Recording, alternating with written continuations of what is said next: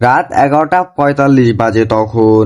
শহরের ছোট রুমে বসে রাকিব ফোনের স্ক্রিনের দিকে তাকিয়ে আছে।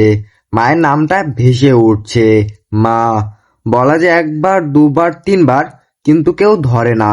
রাকিব হাসতে হাসতে বলে, আহা, মা নিশ্চয়ই ঘুমাইছে। কাল কথা বলবো।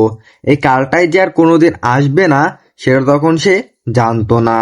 রাকিব গ্রাম থেকে শহরে এসেছিল বড় মানুষ হওয়ার স্বপ্ন নিয়ে। মা বলেছিল, কষ্ট হলেই আমাকে ফোন দিবি, আমি দোয়া করব।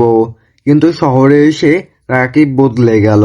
ব্যস্ততা, কাজ, ক্লান্তি, সবকিছুতে মা যেন ধীরে ধীরে দূরে চলে গেল।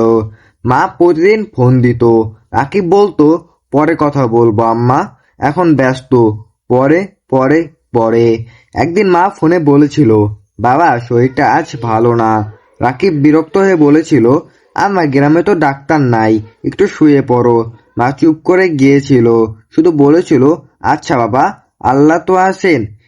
এই কথাটাই ছিল তাদের শেষ কথা। পরদিন সকাল 7টায় রাকিবের ফোনে অচেনা এক নাম্বার থেকে কল আসলো। গ্রামের এক চাচা ফোন দিয়েছে। কাঁপা কাঁপা গলায় বলল, তোর মা আর নাই। ফোনটা হাত থেকে পড়ে গেল।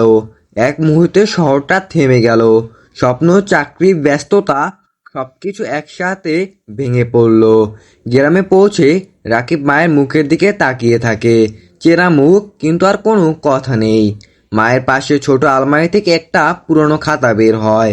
শেষ পাতায় লেখা, আমার রাকিব আজ ফোন দেয়নি, হয়তো খুব ব্যস্ত। আল্লাহ আমার ছেলেটাকে ভালো রেখো। রাকিবের চোখ ভিজে যায়। হঠাৎ তার মনে পড়ে, গত রাতে সে ফোন করেছিল, শেষ কলটা মা ধরেনি। রাকিব ফুপিয়ে ওঠে, বলে, মা একবার ধরলে আমি সব বলে দিতাম। আমি ক্লান্ত ছিলাম, একা ছিলাম, আমার তোমাকেই দরকার ছিল। কিন্তু মা আর শোনে না। আজ রাকিব অনেক বড় চাকরি করে, অনেক টাকা আছে, কিন্তু ফোনে মা লেখাটা আর জ্বলে ওঠে না। সে এখন সবাইকে একটাই কথা বলে, যাদের মা আছে তারা ধনী।